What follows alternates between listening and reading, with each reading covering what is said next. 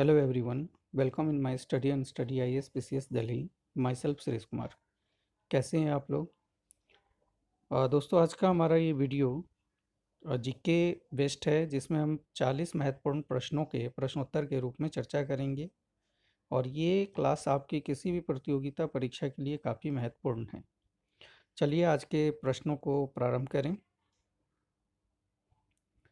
हमारा पहला प्रश्न है, चटगांव आर्मी डकैती को नेतृत्व प्रदान करने वाले सूर्य सेन किस संगठन से संबंधित थे? इसका आंसर है इंडियन रिपब्लिकन आर्मी से. क्वेश्चन नंबर सेकंड देखें. अरविंद घोष ने किस समाचार पत्र का कई वर्षों तक संपादन किया था? इसका आंसर है वंदे मातरम समाचार पत्र. Question number third. बेलूथम्पी उन प्रारंभिक लोगों में से थे जिन्होंने अंग्रेजों के विरुद्ध विद्रोह किया. वे कहाँ के दीवान थे? बेलूथम्पी ट्रावनकोर के दीवान थे. इस प्रकार इसका आंसर है आपका ट्रावनकोर. Question number fourth.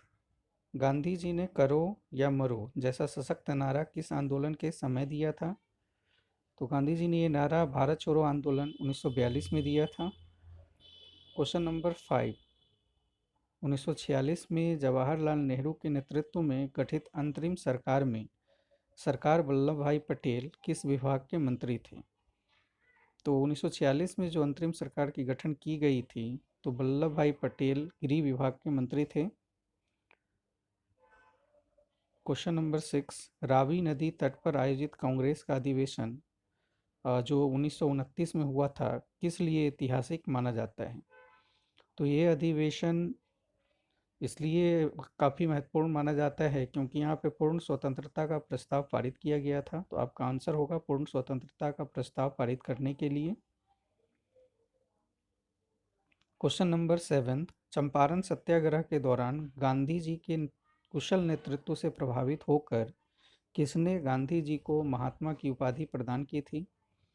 तो महात्मा की उपाधि प्रदान करने वाले रविंद्रनाथ टैगोर थे, इसलिए इसका आंसर होगा रविंद्रनाथ टैगोर. Question number 8. किस भारतीय राष्ट्रीय आंदोलन का शीर्ष गीत वंदे मातरम था? तो वंदे मातरम का संबंध हम देखते हैं स्वदेशी आंदोलन से था, तो इसका आंसर आपका स्वदेशी आंदोलन होगा. Question number 9. महात्मा गांधी ने कब व किस तनाव से दुखी होकर 21 दिनों तक उपवास रखा? आंसर है 1924 ईस्वी में सांप्रदायिक तनाव से दुखी होकर. Question number 10. स्वदेशी आंदोलन क्यों आरंभ किया गया था? इसका आंसर है बंगाल विभाजन के विरोध के परिणाम स्वरूप. Question number 11. किसके शासनकाल में चट्टानों को काटकर मंदिर का निर्माण किया गया? इसका आंसर है महेंद्र वर्मन. Question number 12. चंदेल शासकों ने मंदिर निर्माण की एक नई शैली विकसित की जिसे कहा जाता है. तो चंदेलों के अधीन हम देखते हैं खजुराहो शैली की विशिष्टता रही है, इसलिए चंदेल शासकों के संदर्भ में इसका आंसर खजुराहो शैली होगा. Question number 13. पृथ्वीराज चौहान के विरुद्ध मोहम्मद गोरी की सहायता करने के कारण किस शासक को देशद्रोही की संज्ञा दी जाती है? इसका आंसर है कन्नौज का जयचंद्र, क्योंकि कन्नौज के जयचंद्र ने जब पृथ्वीराज और गोरी के बीच युद्ध हुआ था तो मोहम्मद गोरी की सहायता की थी. तो इसका आंसर आपका कन्नौज का जयचंद्र होगा. Question number 14. कोणार्क, ये उड़ीसा के संदर्भ में है, तो कोणार्क के प्रसिद्ध सूर्य मंदिर का निर्माण किस शासन के संरक्षण में हुआ था? इसका आंसर है आपका नरसिंहम प्रथम. Question number 15. बाबर ने अपनी आत्मकथा तुजू के बाबरी किस भाषा में लिखी थी? इसका आंसर है तुर्की. Question number 16. मुगल काल में जासूस और गुप्त सूचनाओं के संवाहक को क्या कहा जाता था? इसका आंसर है हरकारा. ये हरकारा शब्द का प्रयोग हम अगर मुगल इतिहास पढ़े तो देखते हैं कि हरकारा का प्रयोग मुगल काल में गुप्त सूचना के संवाहक के रूप में किया जाता था. Question number 17. तांत्या टोपे का वास्तविक नाम था? आंसर है रामचंद्र पांडुरंग। क्वेश्चन नंबर 18, वैशाली किस महाजनपद की राजधानी थी? इसका आंसर है वज्जी संघ।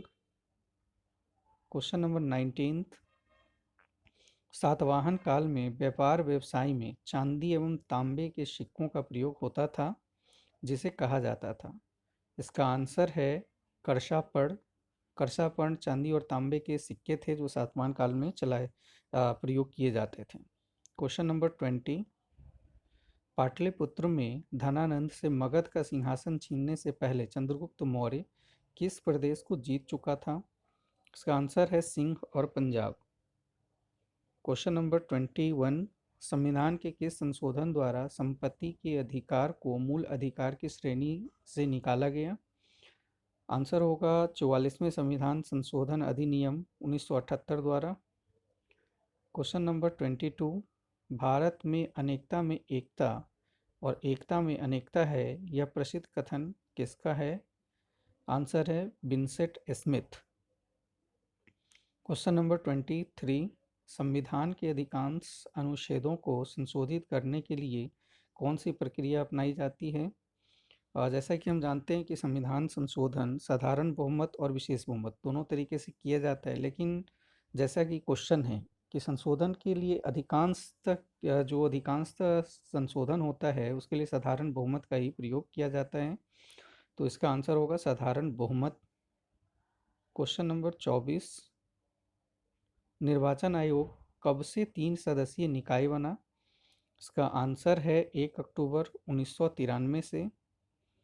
क्वेश्चन नंबर 25, भारतीय संविधान में मौलिक कर्तव्य का विचार लिया गया है? आंसर है पूर्व सोवियत संघ या रूस के संविधान से। क्वेश्चन नंबर 26, भारतीय संविधान का कौन सा अनुच्छेद केंद्र में मंत्री परिषद की नियुक्ति को विवेचित करता है? इसका आंसर है अनुच्छेद 75। क्वेश्चन नंबर 27, भारतीय संविधान की प्रारूप समिति में कितने सदस्य थे? तो भारतीय संविधान के प्रारूप समिति के 7 सदस्य थे, तो आंसर है 7।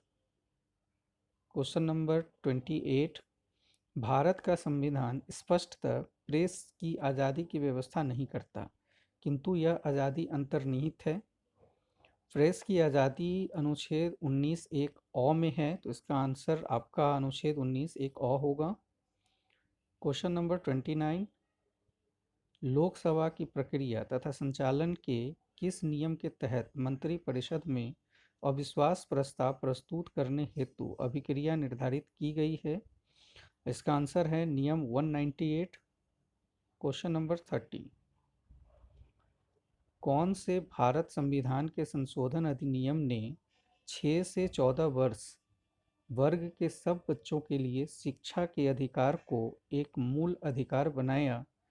इसका आंसर है 86वें संविधान संशोधन यानी 86 अमेंडमेंट के द्वारा 6 से 14 वर्ष के सभी बच्चों के लिए शिक्षा के अधिकार को मूल अधिकार बनाया गया।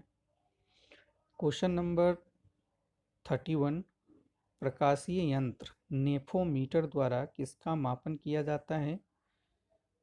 आंसर है मेघों की दिशा एवं गति, यानी मेघों की दिशा एवं गति प्रकाशीय यंत्र नेफोमीटर द्वारा मापा जाता है।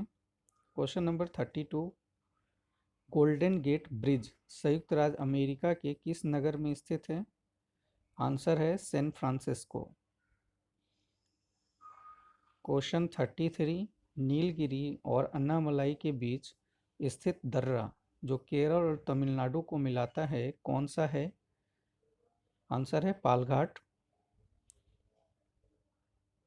क्वेश्चन नंबर 34, किसी जलाशय को पोषक तत्वों से समृद्ध करना कहलाता है?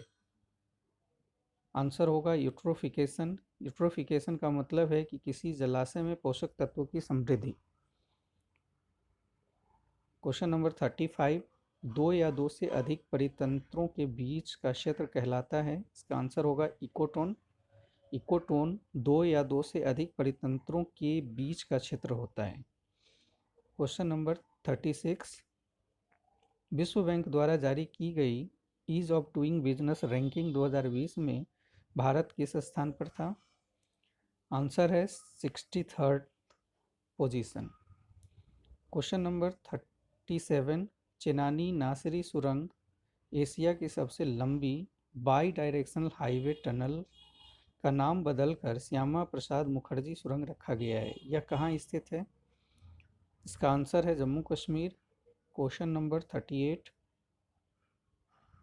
गणित में हार्वर्ड का सबसे प्रतिष्ठित पुरस्कार टी वाटरमैन अवार्ड 2021 पाने वाली दुनिया की पहली महिला कौन बनी है? इसका आंसर है प्रोफेसर मेनाली बूट।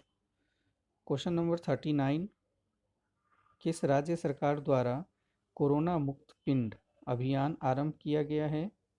तो कोरोना मुक्त पिंड अभियान पंजाब सरकार द्वारा आरंभ किया गया है। इसका आंसर होगा पंजाब।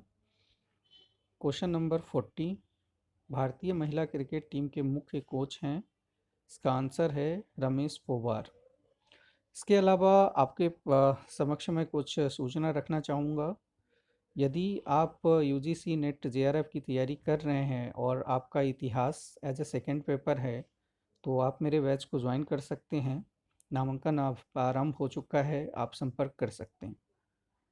यदि आप बीपीएससी या आईएएस की तैयारी कर रहे हैं और आपका ऑप्शनल सब्जेक्ट है हिस्ट्री, तो आप संपर्क कर सकते हैं, क्योंकि खास करके बीपीएससी 67 को ध्यान में रखते हुए एक फाउंडेशन बैच आरंभ करने जा रहा हूँ, तो आप चाहें तो बैच को ज्वाइन कर सकते हैं। इसके अलावा आप लोग वीडियो को लाइक करें, वीडियो कैसा लगा ज़रूर कमेंट करें, अपने दोस्तों में क्लास को शेयर करें ताकि उनको भी लाभ हो सके। Thank you everybody, thank you watching for me.